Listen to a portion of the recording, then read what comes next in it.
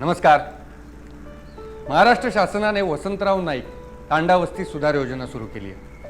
आपल्या विमुक्त जाती, भटक्या जमाती आणि इतर मागास प्रवर्ग समाजासाठी ही योजना खास आहे. यातून आपल्या तांडा वस्तीमध्ये पायाभूत सुविधा उपलब्ध होणार.